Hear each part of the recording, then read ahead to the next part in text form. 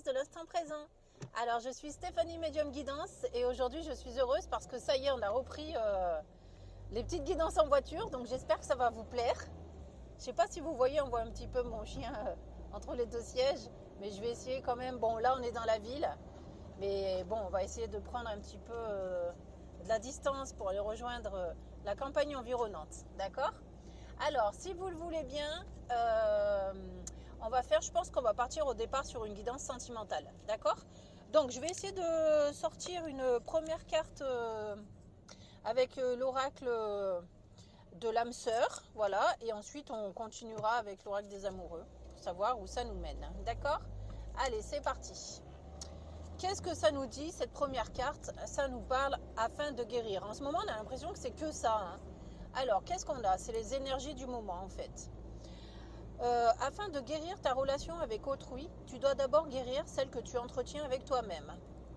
Pardonne-toi, accepte-toi, aime-toi. D'accord. Bon, alors ça, on le voit régulièrement en ce moment. Hein, avant de chercher à vous faire aimer par les autres, aimez-vous d'abord. En fait, c'est un petit peu ça que ça veut nous dire. Donc, on va aller voir un petit peu plus loin ce que la guidance a à dire pour vous. Hein. C'est pareil, hein, que vous soyez célibataire, séparé, en couple, peu importe. En tout cas, vous avez ce conflit interne qui fait que vous recherchez l'amour auprès de l'autre, alors qu'il faut déjà apprendre à vous le donner vous-même et à vous aimer vous-même. D'accord ? Si vous ne vous aimez pas, on entend souvent ça, si vous ne vous aimez pas, comment voulez-vous que l'autre personne vous aime ? Voilà. Allez, on y va. On va voir ce que la guidance elle a à dire de plus pour vous en passant avec l'oracle des amoureux. Ça nous parle d'union sexuelle.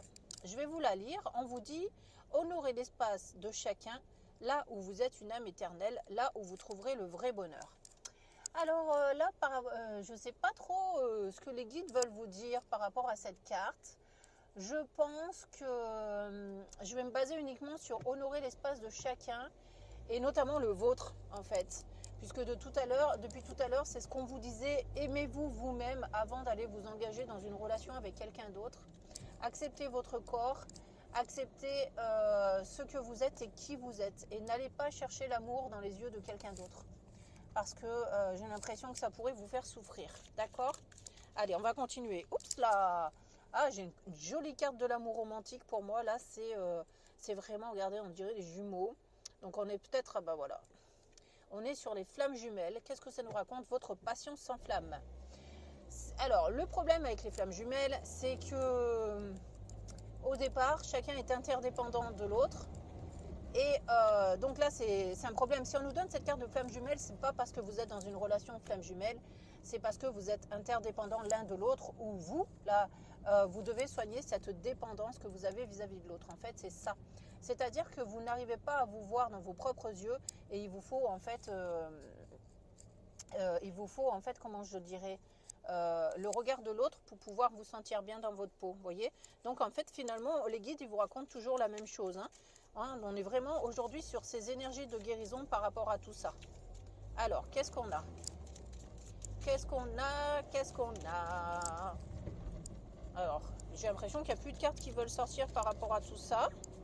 Donc, je vais partir avec d'autres cartes sur mission de vie. Peut-être que ça va vous aider. J'espère que vous avez compris pour le moment le fond de la guidance où on vous exhorte vraiment à travailler sur vous et à vous aimer parce que c'est le plus important là-dedans, c'est apprendre à vous aimer. Allez, je vais voir ce que les guides ils ont à dire de plus pour vous sur le plan sentimental. Mais en fait, n'attendez rien de l'autre. Tout ce qui vous manque, vous devez pouvoir vous l'apporter à vous-même. Et de cette façon, c'est le seul moyen pour que vous puissiez bien vivre les relations qui viennent à vous. Bon, ça tombe pas, je vais piocher au hasard. On vous dit, ah, ça m'énerve, période propice à la co-création. Alors que moi, je vous engage à ne pas aller vers cette co-création. On va voir dans quel sens ils en parlent.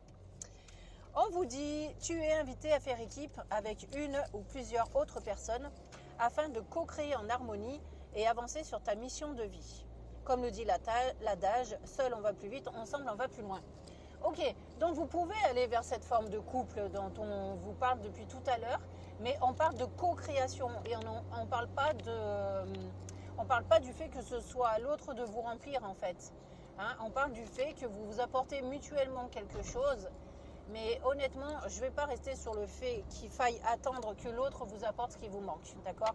Parce que ce ne serait pas vous rendre service que d'aller sur ce caractère-là.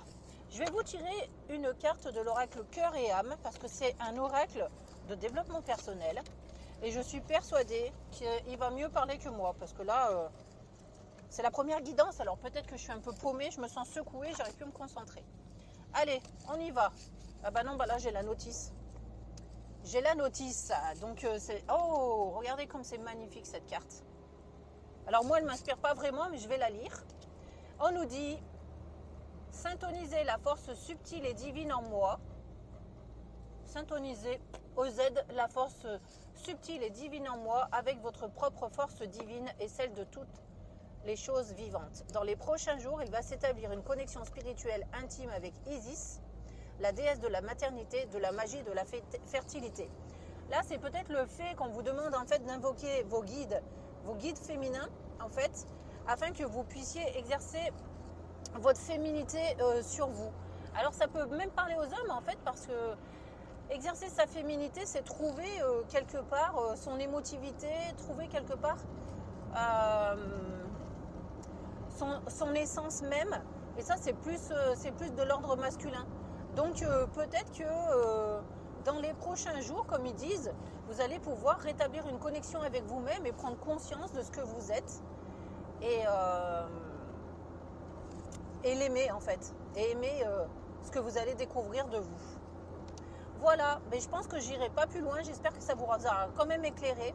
Et puis vous inquiétez pas, il y en aura d'autres et vous allez pouvoir vous retrouver dans au moins une des guidances qui vont suivre. Je vous remercie, je vous dis à très bientôt sur ma chaîne. Au revoir.